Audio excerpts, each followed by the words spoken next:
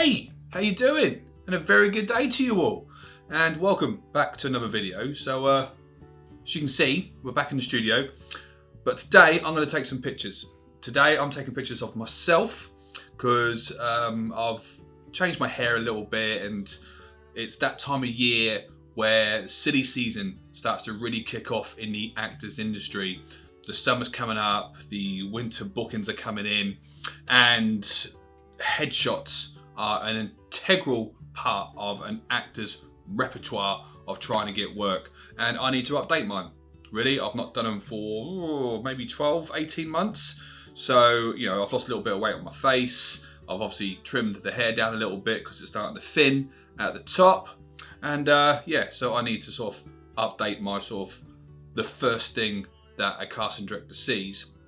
We'll go in a little bit more detail about in a second. So yeah, so I've just started to set up. So grab yourself a drink, coffee, whatever it is, sit back, relax, and yeah, let me take you through the process of a headshot photo shoot and how I like to edit my headshots for my clients. And yeah, we'll sort of try to give you some advice if you are an aspiring actor of what a headshot should look like and what you should wear, and the difference between a portfolio shot and a headshot. And yeah, talk to you through my experience when we were casting for films and our musical, what we looked out for and what we saw. So yeah, let's do this.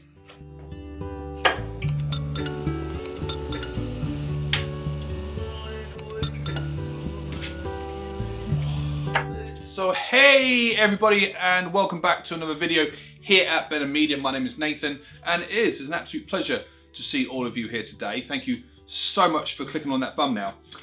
So yeah, so today I'm going to take some headshots of myself, and like I said in the intro, a headshot is very sort of an important bit of armory in an actor's portfolio. It is the first thing that a casting director will see before they make any choices on are you good enough for the role or anything like that. It is literally the first thing that they'll look at before they look at your show reel or they look at your CV or anything. And as somebody who has recently been casting people for a production coming out this year, if you want any information, hit me up in the comments below and I'm happy to throw some things over into your direction. You, as a casting director or as a company who has hired a casting director for a particular project, you have a type of look in your head already. Like, you sort of know what the type of character or the type of actor you want to portray the character, and your headshot is very, very important in that sort of process for a casting director or a client to sort of first establish if you are right for that particular role. For example, and there is a big difference between what a casting director looks for and what a client looks for, is that generally a casting director for a film or a sort of television show or project, they'll be given a brief and they'll say, right, we want somebody in their 30s, white, London accent, all these type of things, short hair, beard, goatee, whatever it is. And then they will be given a pile of actors to go through, and they'll go through them, and they will look at headshots before they decide. They'll have a yes pile, a maybe pile, and potentially a no pile. And you want your headshot to stand out in that type of thing. But when it comes to advertisements, that's where it gets a little bit more tricky as well, because a casting director or a director might like the actor, but say if you're working for a beverage company or a car insurance company or anything like that, the company will have an idea what type of character that they want as well. So the casting director might like you, but the company might go, yeah, but I don't think he's one of our, you know, he won't suit our brand. So never feel bad if your headshot doesn't get you work. It literally is almost sort of throwing a dart in a dartboard and hoping to get a bullseye with your eyes closed, generally. But you want to try to make sure that you have a headshot that really sort of, not necessarily stands out, but shows you as who you are. So for example, let's talk about the difference between what a headshot is and what a portfolio shot actually is. Now, a portfolio shot is a really nice photograph of you sort of like in a nice little pose. It's usually a little bit more artistic license. It's not necessarily just your head. It could be part of your torso. It could be full length. some people will you'll have a makeup artist, give you some fantastic eyeliner, some nice lips. Your hair might be a little bit different.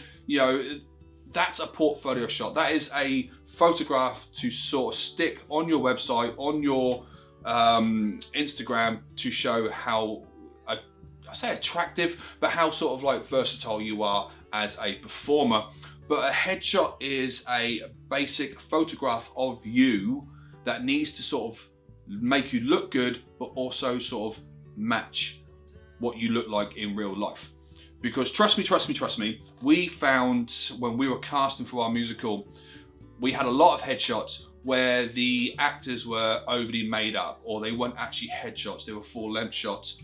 And they're not a bad thing to send the casting director, but when they specifically want a headshot, it needs to look like a headshot. It needs to be exactly what it says on the tin.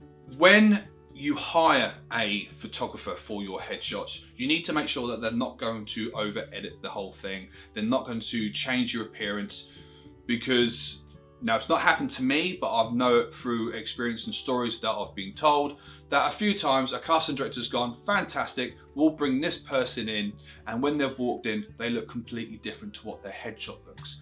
Maybe the photographer's got rid of a mole or a scar, or they've changed the eye color, or it's been edited in such a way that they look slightly different. And you want to try to keep it as neutral as possible.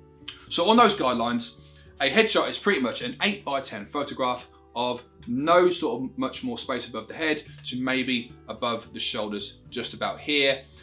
Now, what I generally do is that I try to keep it as neutral as possible, but if you do have any spots or some, sometimes when I shave, I've got hairs sort of getting closer to my eyes. I don't know what it is. I think it's with age. It's like, I don't quite understand the hairy ears or nose things. Like, what is my body preparing me for life when I've got hairs coming out of sort of like the holes in my head to protect me from? Like, what's evolution taught the human race that I need hairy ears? I don't know. Anyway, I digress. But I would get rid of spots or blemishes, and I would try to sort of help with random hairs or anything like that. But if you've got a mole, or if you've got a sort of something on your face that is naturally part of you, I will keep it there. And I do have some editing techniques that I will go through a little bit later on in the video to show you how I would sort of try to portray you as the best I can without trying to change you too much. But as a performer, as an actor, going for a headshot, you want to try to give the photographer as much help as possible. So usually what I say to my clients is that I'll turn around and say, yeah, bring a selection of different clothes, some different tops, some different t-shirts. If you wear glasses, we'll do some with glasses, we'll do some without glasses, hair up, hair down. I preferably like to shoot outside in natural light, but I'm starting to sort of train myself to do a studio setting. Hence the reason why I'm also in my studio, to try to help me better work with the studio lights and the settings and everything like this, because I've got this space, I might as well use it for the work that I do. But I generally go out and I go into parks and I go into sort of the outside area, because natural light is a lot more flattering on the skin rather than some studio lights, which could really sort of drain you out a little bit. But as a performer, you need to worry about what you're wearing. So things I would recommend not doing is, first off, nothing too crazy. So a t-shirt like this, I wouldn't recommend doing. There's a lot going on in a t-shirt. You want to try to keep the focus on your face, and that's where we need people to look. This is the money, mate. This is where you want people to look. And if you've got a t-shirt that's sort of too much, a little bit OTT, then that can distract from you, and it will really sort of distract the photographer or the person looking at your photo to sort of like, oh, what's going on under their chin? And you don't want something like that. So anything like that is a no. If you are going to wear a shirt from time to time, of course you want to look a little bit business smart. Try to avoid some crazy checks or lines, because depending on the if it's a thumbnail, like on Spotlight for example, it can all sort of be a bit funky. You want something nice and plain. So something like this is also not quite good. If you want to wear a shirt, make it a bold color, maybe a little bit more plainer color, but plain is best. So I generally recommend a plain black or a plain white t-shirt, or if you're paler, maybe go for a little bit of a grey or a dark blue. Anything that will sort of like complement your skin, and you know, generally a photographer can help you out a little bit with that. Or you can, you know, ask family or friends to see what colour best suits you. But you don't want anything too over the top. And the reason why I say plain is because you also want to help the photographer out a little bit. Now I'm wearing one of my t-shirts underneath this, and I've got my logo just there. Now, even though this is a plain white t-shirt, and if you are taking a photograph of me, there's a high chance, depending on where the logo is, that it will be in the shot, and you don't want half a logo or pretty much any logo. You don't want any branding. You don't want a big Nike tick on your t-shirts or the Adidas or anything that sort of like could potentially get you or the photographer or anybody in trouble, just in case someone decides to do that. So that means if I'm taking a photograph of somebody with a logo on, I would potentially have to get rid of that in post, which means there's more work for me to do, which means you might have to wait for a little while for your photos, and there's a chance that some photographers will probably charge you a little bit more for that extra little bit of editing. So for you and for the photographer, make life easier for both of you, and sort of just take a sort of like nice little selection of things to wear. So that was a lot of information to take in. So let's throw ourselves straight into the shoot itself, and I will explain how I'm going to sort of take photographs of myself a little bit, because I think that would help. Cool, so this is the general setup right here. So I'm going to be sat down for the shots themselves, because it will give me like a nice sort of way to keep my posture up and sort of ready, so that way shoulders back, head facing forward, and also it's the height wise as well, so trying to keep these sort of as much as I can in the background. I've gone for a nice off-white plain background. Again, as a photographer, you don't want to have too much of bold colors, something not too bright, nothing not too dark, especially if your actor or your talent's wearing like a black t-shirt and you've got a black background, they might just look like a bit of a floating head. So something a little bit off-white. I've scrumpled it up a little bit as well to give just that tad little bit of texture in the background, because when I shoot outside, I try to sort of find some nice walls, some brickwork, anything like that. And you're gonna want your talent to be a little bit away from your background as well, so you can really bring in the bokeh. I've got my two sort of studio lights here with the sort of diffusers on the front, which again, in studio lighting is pretty good. I'm gonna have them at sort of like either side of the chair. And how I'm gonna shoot myself is quite simply, is that I'm gonna set, I've got an app, I've got a Canon app on my phone where I can actually sort of set up a way of sort of controlling the shutter with my phone and focus and all those sort of settings. So that is the sort of overall plan on how I'm gonna shoot myself. But yeah, like if I'm outside, I also use a reflector, one of those big sort of like fold up disky things to sort of reflect light coming upwards, because you want to try to get as less shadow over the sort of the talent's face, because obviously if you're outside, light is pretty much coming down. But in a studio, I'm not going to use it as much, because I can rearrange the lights to be quite flat on my face, so it should be okay. So that's it now. That's the technical jargon behind it and a little bit of information on what as an actor or performer should do. But yeah, let's get into the shoot, shall we? Let's do it. Find yourself a pair of gloves, get yourself a coat. There'll be and flag. Just losing track of time.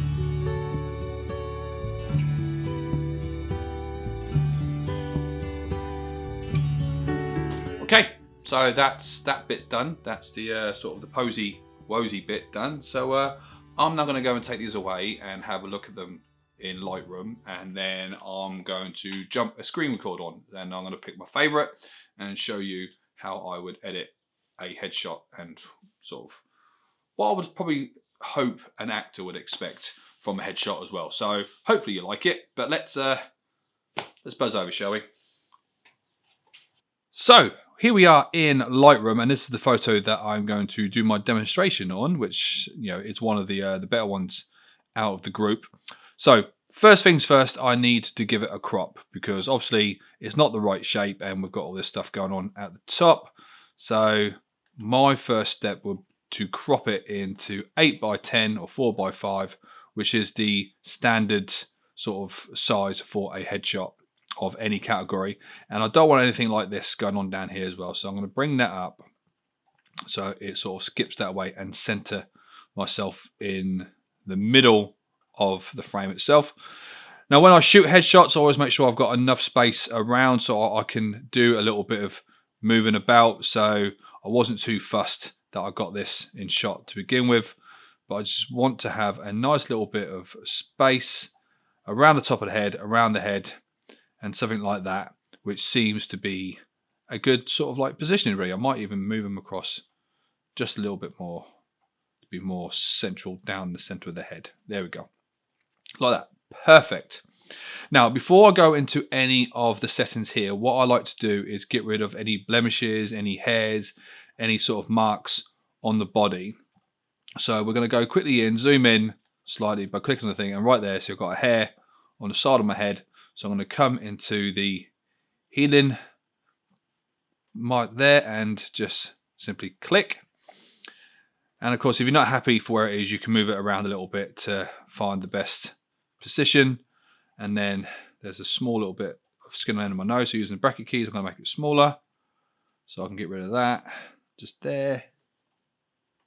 And let's have a little look around. So any spots, any sort of anything that's not naturally on the face can go. So we're just going to quickly buzz through this.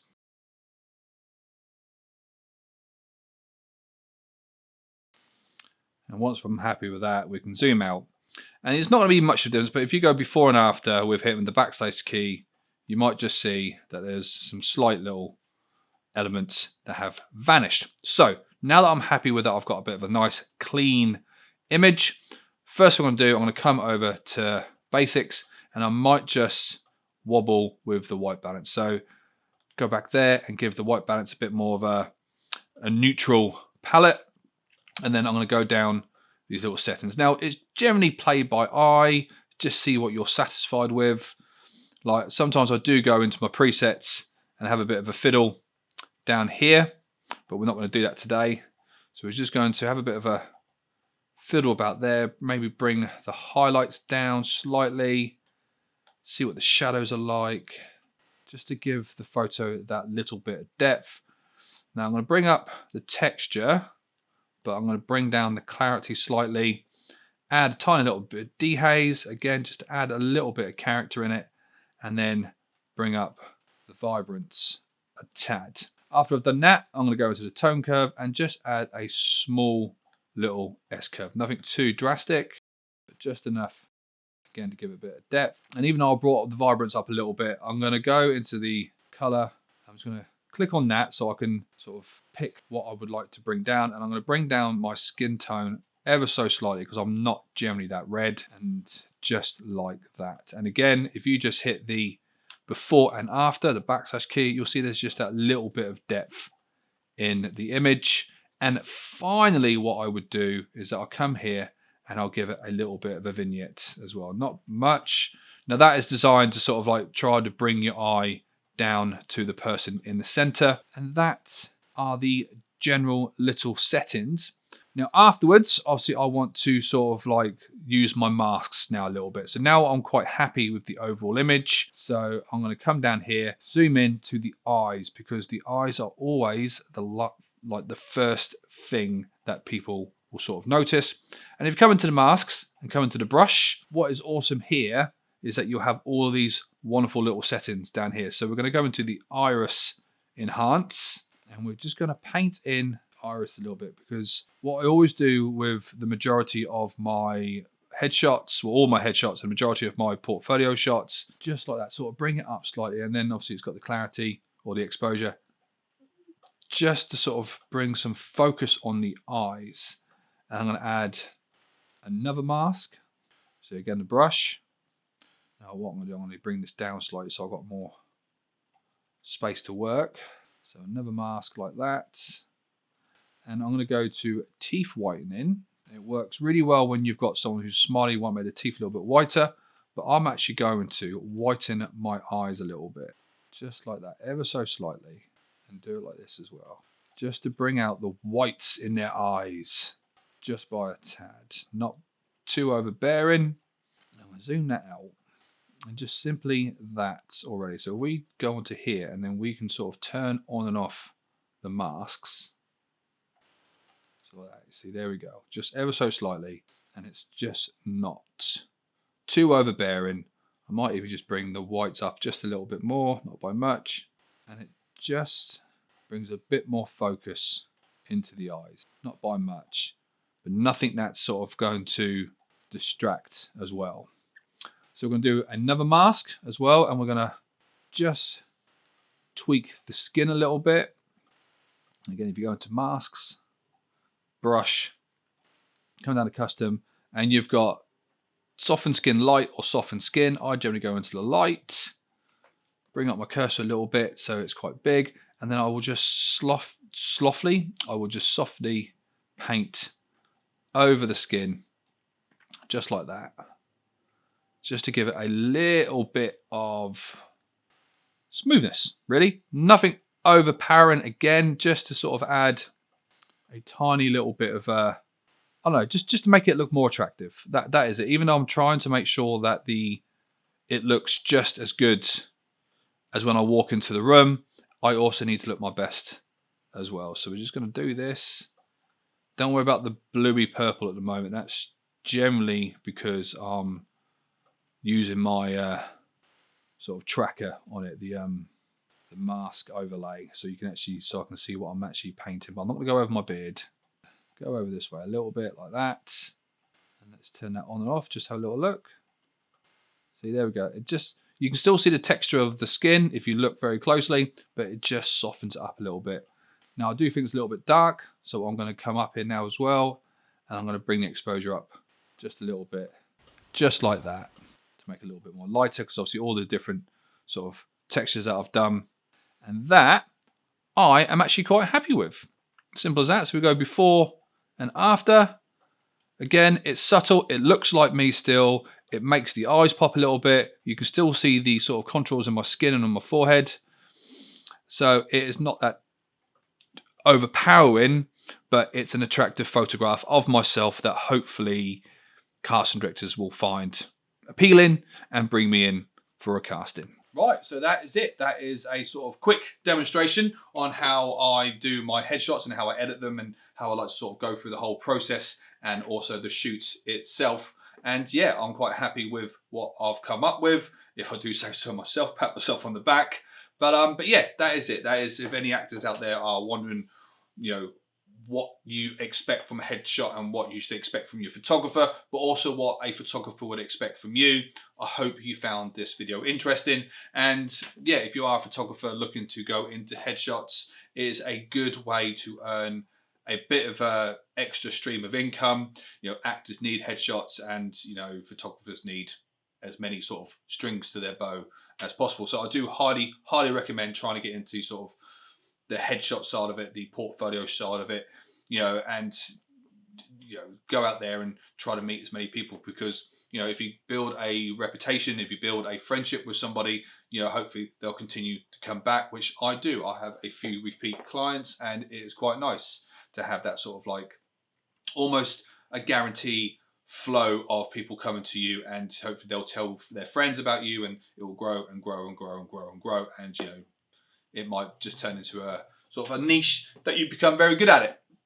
But yeah, if you've got any questions, quotes or queries, so if you are a photographer, what do you charge? And if you are an actor, what do you expect to get for your money? Hit me up in the comments, come and find me over on Instagram, but I'm gonna leave that one there, and I hope to see you in the next video. Please like, subscribe, and all those sorts of wonderful things to make this channel grow. But until next time, guys, thank you so much for watching, and I'll see you in the next video. Bye.